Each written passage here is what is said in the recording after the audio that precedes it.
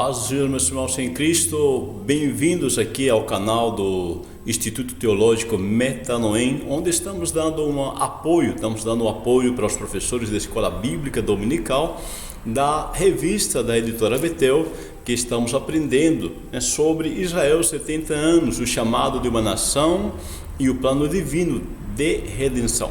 Nós hoje estaremos falando da lição número 5. Mas antes de entrar propriamente na lição, eu gostaria de convidar você a se inscrever no nosso canal, ligar o sininho que tem do lado para você receber as notificações todas as vezes que for lançado a próxima lição, ok? Então Deus abençoe, muito obrigado por sua companhia. Vamos para a lição número 5, a Páscoa, a libertação de um povo, lição número 5.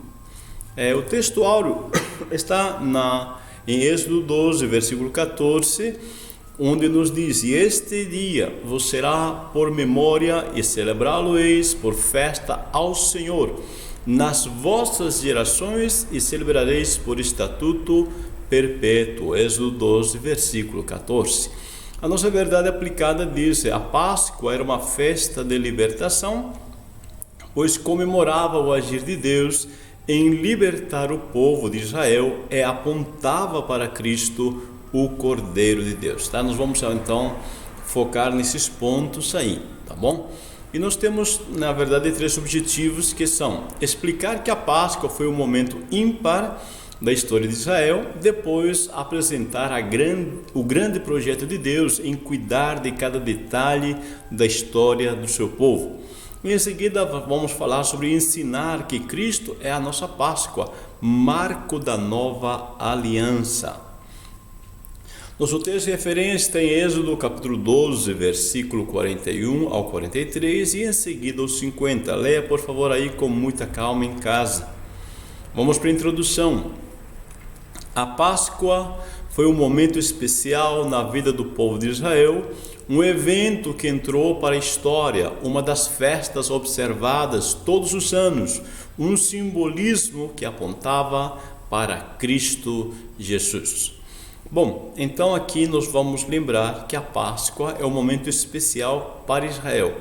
A Páscoa, em nossa linguagem de hoje, seria igual aqui toda nação que foi em algum período colonizado comemora, a independência. Então, Israel estava em escravidão por mais de 400 anos e foi o momento que eles saíram, conquistaram sua independência saindo da escravidão. Ok? Então, isso representa para nós Cristo, o qual nos dá a independência do poder do pecado. Vamos então entender alguns detalhes sobre a instituição da Páscoa em 3 partes, 3 subtítulos: o ritual de celebração, depois os elementos da Páscoa e em seguida Jesus Cristo, a nossa Páscoa. Vamos para o ritual, a instituição da Páscoa. A palavra Páscoa significa passar por cima, traduzindo literalmente, a Páscoa.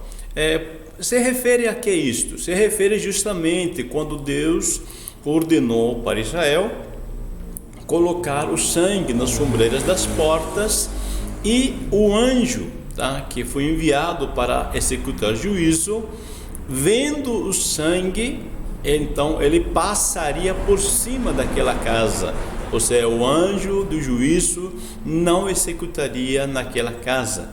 Então o sangue é um simbolismo de que já houve a morte de um substituto, porque naquela noite o Senhor disse que todos os primogênitos morreriam. Então, por isso a Páscoa significa passar por cima daquela casa em questão que há sangue nos umbrais das portas, ok? Por isso que a Páscoa significa passar por cima. Como era feito em si o ritual da celebração?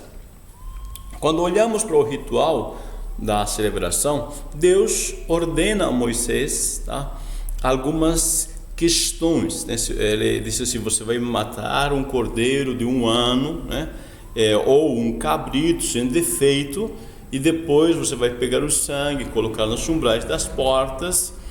E mais ainda, completadas essas questões, eles precisavam, estar já com os lombos cingidos, ou seja, vestidos, Lombo cingido quer dizer pronto para a viagem, calçados nos pés e cajado na mão. Calçados nos pés, justamente prontos para sair, e o cajado, o cajado na mão, era um instrumento de apoio em viagens longas. Então, assim que o Senhor disse: olha, vocês vão matar o cordeiro, mas já arrumados, prontos para sair, já estão prontos para sair da escravidão. Eles comeriam a Páscoa. Nesta Páscoa haveria a carne, o pão sem fermento, as ervas amargosas.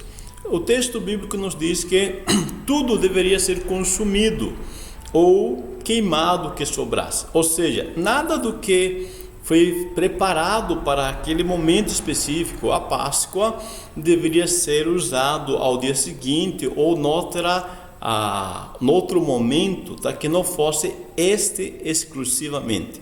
Nada, nenhum propósito profano, mas sim um propósito especificamente conforme o Senhor disse. Eu quero que você perceba aqui agora que o fato de os hebreus já estarem, com a mala pronta, vamos dizer assim na nossa linguagem de hoje, com a mala pronta para a viagem, é demonstração de fé. Estão certos que Deus há de agir naquela noite, e eles hão de sair em liberdade. Os elementos da Páscoa que fazem parte desse ritual são o cordeiro. O cordeiro que foi o substituto que morre em lugar dos primogênitos que deveriam morrer naquela noite, executados pelo anjo do juízo. Então, esse cordeiro como substituto nos mostra justamente o sacrifício de Jesus Cristo, que é o nosso substituto. Jesus morreu por nós na cruz, pagando assim, pelos nossos pecados. Ou seja, Jesus, ele morre em nosso lugar. Então, por isso que o cordeiro aponta a Jesus Cristo. João Batista, você deve lembrar, ele disse: eis aí o cordeiro, aponta para Jesus justamente. O sangue, o que é o sangue? O sangue é uma prova que já houve o sacrifício. Quando se vê sangue derramado, já está dizendo: morreu, já houve um sacrifício, já alguém morreu em lugar de. E é isto justamente que significa o sangue. Jesus também, ele tomando o cálice, disse: vocês vão se lembrar de mim, vão fazer isto em memória de mim todas as vezes que beberdes do cálice. É o sangue que foi derramado, ou seja, vida por vida. Então a minha vida foi resgatado pela vida de Jesus, ok? E o comer a carne. Interessante, a carne, quando é consumida pelo povo de Deus, o que acontece? Assim como todo alimento, você deve estar bem ciente disso, aquilo que nós comemos biologicamente, isso nos tornamos, fisicamente, isso nos tornamos. Qualquer alimento que você come, você faz um com você. Assim também é a mensagem da Páscoa. Veja que em Êxodo 15, 26, é a primeira vez após a saída do Egito que Deus se revela já por um novo nome, que é o Yahvé Rapha, o Senhor que te cura, Então, o Senhor que te cura, é justamente em relação a isto. Quando eu como da carne do cordeiro, essa carne se torna um comigo, assim como Deus é um comigo. Você deve lembrar que o apóstolo Paulo, em 1 Coríntios capítulo 11, ele disse a mesma coisa, que muitos, por não discernirem a carne, o corpo de Cristo, por não discernirem o corpo de Cristo, disse que há muitos lá que estão fracos e doentes. Porque justamente aqui nós temos duas funções. O sangue é para pagar nossos pecados, e a carne é para nos redimir das enfermidades. Isaías 53, ele deixa bem claro, ele tomou sobre si os nossos pecados, mas também tomou sobre si as nossas enfermidades, e pelas suas feridas, ou seja, feridas na carne, tá? Fomos sarados, ok? Não podemos esquecer, o salmista nos disse no Salmo 103, não esqueças, tá? É Ele quem perdoa todos os teus pecados e sara todas as tuas enfermidades. Então a redenção é plena nesse objeto da Páscoa. E o pão sem fermento, o que nos mostra? O pão sem fermento nos mostra a sinceridade e a verdade, tá? Nesta festa da Páscoa especificamente, ok? E também, antes de prosseguir, disto, lembre-se uma coisa, que esse pão sem fermento também nos aponta a fé manifesta no povo, porque eles sairiam apressadamente, assim nos diz o texto bíblico. Por que estamos dizendo isso? Tá? Porque antigamente o pão era feito com fermento, e esse fermento era feito como? Era feito da própria massa envelhecida de um dia para outro. Então o Senhor disse, vocês vão fazer o pão sem fermento, ou seja, não vão deixar esse pão envelhecendo para outro dia, porque não dá tempo, vocês vão sair apressadamente. Então o pão sem fermento também nos demonstra a pressa, tá? Do povo de Deus em sair do Egito. Não há mais tempo a perder, acabou o tempo da escravidão, é momento, é a hora de sair da escravidão. As ervas amargas também nos lembram do sofrimento do povo do Egito. O Senhor disse que eles deveriam sair, aliás, deveriam comer essas ervas amargas, lembrando-se do sofrimento que tiveram lá no Egito. É interessante porque muitas vezes, quando nos esquecemos de como era ruim viver sem Cristo, às vezes queremos voltar atrás. Então o Senhor, ele de uma forma muito inteligente nos faz lembrar disto, tá? Olha os sofrimentos que eu trouxe para vocês naquele tempo, então vocês nem pensem em voltar atrás.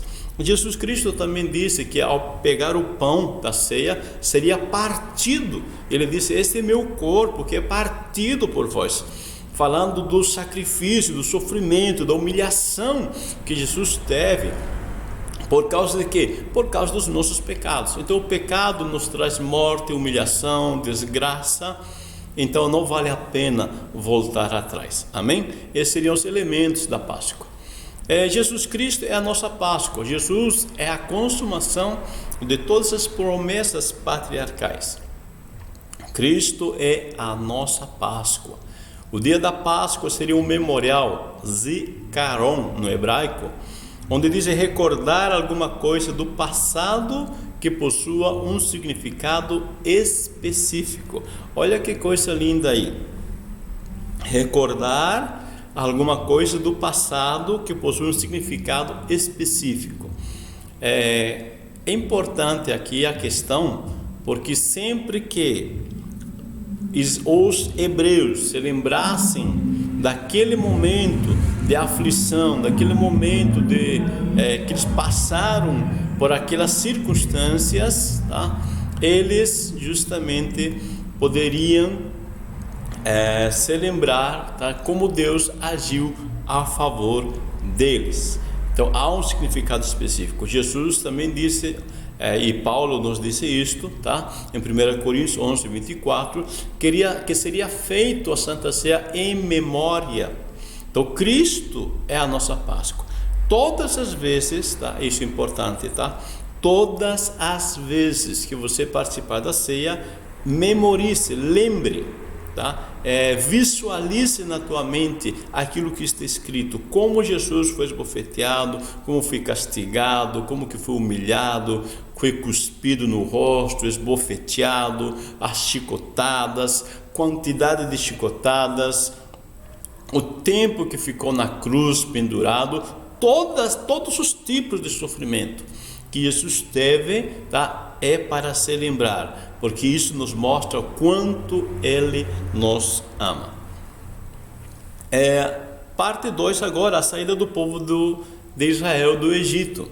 Uma grande mistura do povo participou da libertação. Também os israelitas despojam o Egito e a presença de Deus no meio do povo. Pessoal, a palavra Deus saiu com minúscula, peço desculpas aí, ok? Nosso padrão brasileiro diz que Deus, né? O brasileiro, não somente brasileiro, mas cristão, que Deus, em relação ao Deus verdadeiro, é com maiúsculo, tá? Peço desculpas para os irmãos. Vamos lá. A saída do povo de Israel do Egito. A terrível praga da morte dos primogênitos fez com que Faraó permitisse a saída do povo de Israel do Egito.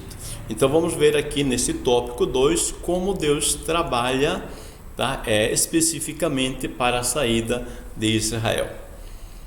Uma grande mistura de povo participou da libertação.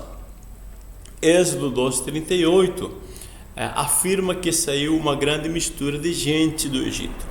Estes influenciaram o povo a murmurar e assim causar desgraças à nação. Mais para frente, a lei proibiu a união dos hebreus com outros povos, com exceção dos que aceitassem a lei do Senhor. E esta decisão de aceitar a lei do Senhor era aprovada logo de início, tá? Quando essa pessoa aceitava a circuncisão. Então Deus, ele nos mostra claramente, tá? Pelas escrituras, Deus inspirou Moisés a relatar isto, que quando eles saem do Egito, tá? Outros escravos saem juntos. Lembra que nós falamos na lição anterior que houve a mudança de governo? Os naturais, eles, os egípcios naturais, assumem o governo e os íxios agora são subjugados. E quando eles são subjugados, Israel agora está saindo do Egito, também esses povos, outros estrangeiros que estavam lá sendo subjugados, eles também vão sair. Só que esse povo, ele sai não pensando nas promessas de Deus, não comprometidos com Deus, mas saem no meio do povo de Deus. Ou seja, a porta, né, a porteira do gado foi aberta, todo o gado sai, tá? É mais ou menos isso. Só que estas pessoas que não têm compromisso com Deus, que não têm afinidade com as promessas de Deus, eles acabam murmurando, tá? E o povo se deixa influenciar pela murmuração deles, e isso traz muita desgraça ao povo de Deus. Só lembrando que é importante, tá? Voltando um pouquinho aqui para você, tá? É importante aqui nos pegar a mensagem que Paulo disse que as más conversações corrompem os bons costumes. Então cuidado, tá? Peneire a informação que você está ouvindo. Cuidado, escolha bem com quem você está se relacionando e que informações você está colocando na tua cabeça. 2. Os israelitas despojam o Egito. Os egípcios apertavam o povo, apressando-se para lançá-los da terra, porque diziam: todos seremos mortos. E os filhos de Israel pediram aos egípcios vasos de prata e vasos de ouro e vestes. É interessante esse texto, né? Quando a gente lê, você lembra que Faraó disse: não, ninguém vai sair aqui do Egito. E os egípcios, de forma geral, não querem perder os escravos. Mas tanta pressão houve, tantos milagres houve, e agora nessa última, né, os primogênitos morrem, e os egípcios agora estão apavorados, estão com medo, E Faraó chama Moisés e disse: olha, podem ir, podem sair. E os egípcios, né, apertam o povo, apressando-os para lançá-los da terra, ou seja, expulsar eles do Egito. Podem sair, sai logo. Por quê? Porque estão com medo de morrer. Estão com medo de morrer. Antes, então, aqueles que não queriam que saíssem, agora estão empurrando eles para fora. E os israelitas disseram: não, tudo bem, nós vamos, mas quanto vai nos dar? Né? Nós queremos prata, ouro, vestes, podem nos dar, nós vamos embora, mas pague para a gente. Tá? É interessante como muda as coisas. É parecido com aquela situação de Paulo e Silas, lá na cadeia, né? A Bíblia diz que Paulo estava na cadeia, né? E quando, né, os soldados foram lá, em dado momento, né, Paulo disse assim: eu sou romano. E quando ele disse: eu sou romano, tá? Os soldados pedem desculpa, pedem para ele sair, e ele disse: não, eu não vou sair se os líderes não vierem me pedirem para eu sair. É interessante algumas circunstâncias, tá? Algumas circunstâncias que mudam na vida. O importante é estar o quê? Na presença de Deus, tá? Quando Deus age, nós saímos das situações de cabeça erguida, tá? Isso que é importante aqui. E os recursos que eles pegaram serviram mais para frente para o sustento deles e para a construção do tabernáculo lá no deserto. No deserto nós temos a presença de Deus no meio do povo. A presença de Deus foi visível durante a viagem a Canaã. Interessante, em todo o processo da caminhada, Deus se faz presente. Uma nuvem durante o dia acompanhava o povo, né, lhes trazendo então a sombra lá no pleno deserto, lhes dando um conforto, e à noite era uma coluna de fogo que lhes iluminava o caminho, que lhes trazia o calor necessário. Como é importante nós notarmos que Deus lhes dá, né, subsídios para viver e andar sem perigos. Deus lhes dá todo o apoio necessário, Deus lhes dá tudo o que eles precisam. Se nós formos ver mais para frente, né, Deus lhes dá pão, lhes dá água, lhes dá condições para passarem por todo esse processo do deserto. O que queremos dizer? Queremos dizer que não importa a situação, Deus sempre nos dá condições para passarmos, tá, por todas as circunstâncias. É só confiar, Deus tem tudo pronto para você. E agora vamos ver a questão da travessia do Mar Vermelho. Primeiro, um milagre jamais visto, depois o exército de Faraó perece no mar, e em seguida vamos ver o cântico da vitória. Primeiro, a travessia do mar. Diante do Mar Vermelho, o povo temeu e murmurou contra Moisés. Então ele trouxe uma palavra de fé e esperança para os filhos de Israel. Realmente, vamos ser aqui bem compreensíveis, né? Você, eu, né? Diante de uma situação, às vezes nós somos pressionados, né? E às vezes nós meio que desestabilizamos. Vemos um problema e às vezes esse problema não estávamos esperando, e então nós ficamos desestabilizados. Você lembra que o povo saiu do Egito, eles estão fugindo, está tudo bem, graças a Deus, só que de repente eles se veem encurralados. O mar na frente e os egípcios atrás. E agora? Voltar atrás não dá, nadar não dá, e eles não sabem lutar, porque são escravos, eles saíram da escravidão, então estão destinados a morrer. É aí que vem o desespero. Isso é normal, acontece com todo mundo. Agora, uma coisa maravilhosa que acontece aqui no 3.1, que é um milagre jamais visto.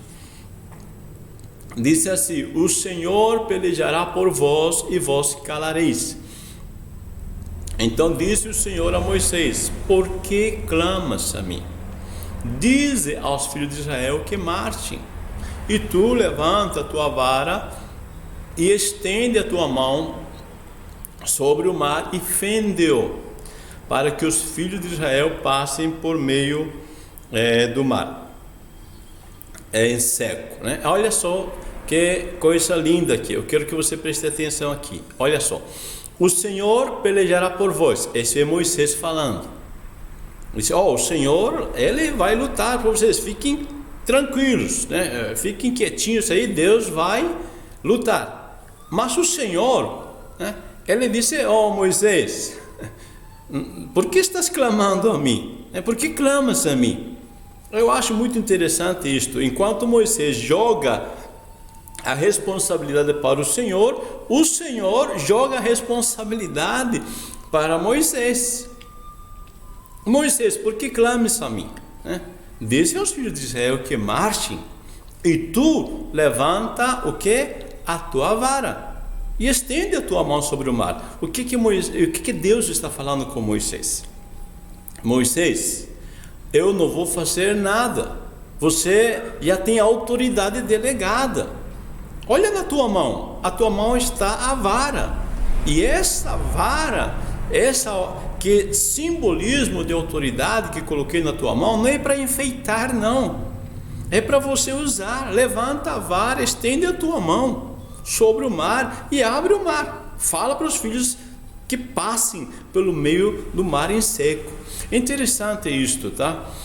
Às vezes, meu irmão, minha irmã, às vezes nós clamamos a Deus, queremos esperar a ação de Deus, e Deus está dizendo: eu estou esperando a tua ação, eu estou esperando que você use a autoridade que eu te dei. Jesus disse: eu vos dou autoridade, ide em meu nome. Então você tem autoridade. Há momentos sim que devemos clamar a Deus, claro, mas há momentos que nós temos que agir, tá? Porque Deus já nos deu a autoridade, Deus já nos confiou poder em nossas mãos. Agora Israel precisava de proteção. O anjo do Senhor e a coluna de nuvem se retiram de diante deles e se colocam, puseram atrás deles. Em tempos de dificuldades, Deus ordenou que Israel se lembrasse deste evento. É importantíssimo isto aqui. Em Josué 2, versículo 10, Jeremias 11, 3 ao 4, Oséias 12, 3, tá? Todos esses textos nos mostram, tá, que devemos nos lembrar de algumas circunstâncias, que marcam a nossa vida. Veja, diz assim: porque temos ouvido que o Senhor secou as águas do Mar Vermelho diante de vós, quando saístes do Egito, e também o que fizeste aos 2 reis dos amorreus, Seom e Og, que estavam além do Jordão, os quais destruístes. Veja, aqui esta circunstância, esta situação do Mar Vermelho, ele marcou tão fortemente Israel e as outras nações. Isso repercutiu de uma forma que se expandiu a notícia, tá? Foi longe, e as pessoas agora estão temendo por causa disto. Então é importante nos perceber, tá? É importante nos perceber que quando nós, tá, lembramos o que Deus fez, isso faz que nos reanimemos na fé, tá? Por isso que Deus está trabalhando dessa forma. O que marca mais a nossa vida? Quais são os momentos que marcam mais a nossa vida? Os momentos de maiores tensões emocionais. Por isso, essa circunstância de muito forte, emoção muito forte, medo da morte e medo das circunstâncias, e Deus faz algo extraordinário, marca aquelas pessoas. É importantíssimo isto. Lembre-se como Deus tem trabalhado na tua vida e no passado, e isto vai contribuir para você para o futuro. Os receios de Faraó perecem no mar. O Senhor tirou as rodas dos carros dos egípcios e os fez andar com dificuldade. Deus ordenou que Moisés estendesse a vara ao mar para que as águas afogassem os egípcios. É importante, quando nós notamos aqui o trabalho de equipe com Deus. Deus e Moisés trabalham de uma forma extraordinária. Quando vemos em Êxodo 14, do 24 ao 30, você vê que quem tira as rodas dos carros do egípcio é o Senhor. Moisés já passou, está do outro lado, ou seja, aquilo que Moisés não pode fazer, Deus vai fazer. Agora, aquilo que Moisés pode fazer, é Moisés que vai fazer. Então o Senhor tira as rodas dos carros dos egípcios e Moisés estende a vara, ao mar, e a água, volta-se a fechar, e assim os egípcios morrem. Marcos 16, 20, disse o Senhor: e tendo partido os discípulos, pregaram em toda parte, cooperando com eles o Senhor e confirmando a palavra por meio de sinais que se seguiam. Olha só, ainda hoje Deus está procurando cooperadores do Senhor. Ainda hoje Deus está esperando que nós façamos a nossa parte para Ele fazer também a parte dele.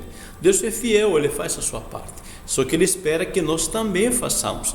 Os discípulos saíram pregando o Evangelho, colocando as mãos sobre os enfermos, e o Senhor os curou, ou seja, Ele confirmou os seus sinais, ok? A palavra que Ele disse com os sinais que seguiram. O cântico da vitória. Diante de tamanho livramento, os hebreus cantaram louvores a Deus pelo triunfo sobre os inimigos e pela libertação. Perceba aqui, diante de tamanho livramento, ou seja, quando Israel estava deste lado do mar, eles murmuraram. Quando eles passaram do outro lado, eles cantaram. Agora eu quero fazer uma pergunta para você.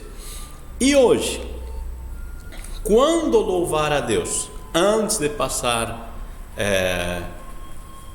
o problema ou depois de passar o problema?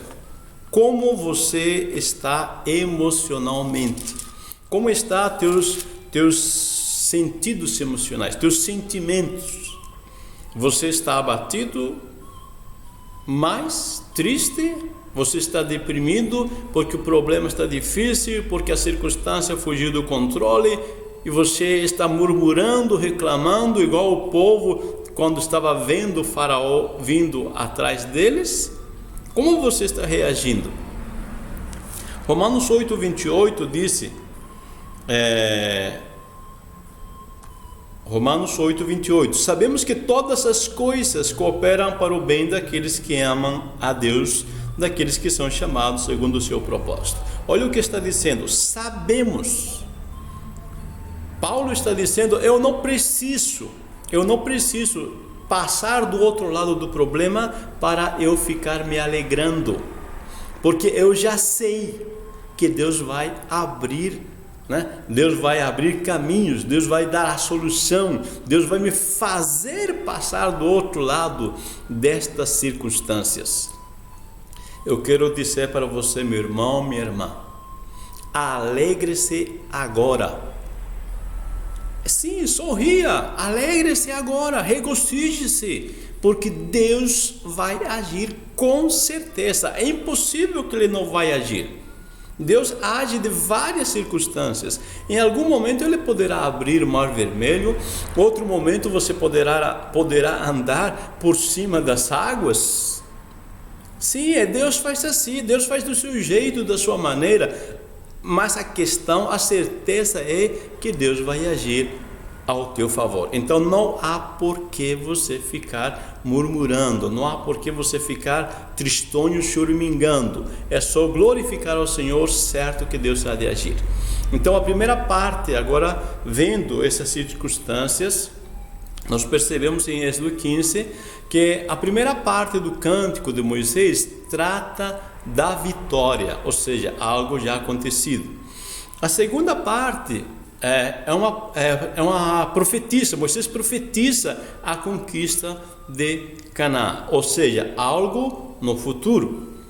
Então, perceba, agradeça por tudo que Deus já fez em tua vida. Por quê? Porque isso vai fortalecer a tua fé, para agradecer por tudo que Ele fará no futuro. Você percebe? Quando eu olho para trás, eu vejo, começo a lembrar quantas bênçãos Deus tem me concedido, quantos momentos que eu passei de dificuldade e agora atravessei aquilo. Eu vejo que Deus tem sido fiel, que Deus tem agido, e isso me motiva, isso fortalece, isso reanima a minha vida para eu crer que também no futuro Deus vai me fazer vencedor. Ou seja, o Pai vai cumprir as suas promessas. Meu irmão, minha irmã, fortaleça a sua fé nesta aula, ok? Profetize também sua vitória. Lembre-se como Deus tem abençoado a tua vida. Tenha certeza que Deus há de continuar abençoando a tua vida. Deus é fiel a cada instante sobre a vida do seu povo. A confiança em Deus por parte do povo e a fidelidade do Eterno foram fundamentais para o êxodo, isto é, para a saída.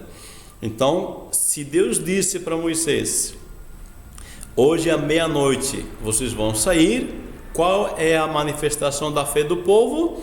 Estar com a mala pronta para sair, ok? Então, nessa oportunidade, meu irmão, minha irmã, creia que Deus vai agir na tua vida. Arrume a mala, amém? Para sair do problema, da situação. Já coloque o calçado nos pés, cajado na mão, pronto para sair da derrota para a vitória. Comece a desfrutar já a vitória. Glorifique a Deus já pela vitória. Concluindo, explicamos que a Páscoa foi um momento ímpar da história de Israel. Apresentamos o grande projeto de Deus em cuidar de cada detalhe da história do seu povo e ensinamos que Cristo é a nossa Páscoa, marco da nova aliança. Deus abençoe, meu irmão, minha irmã.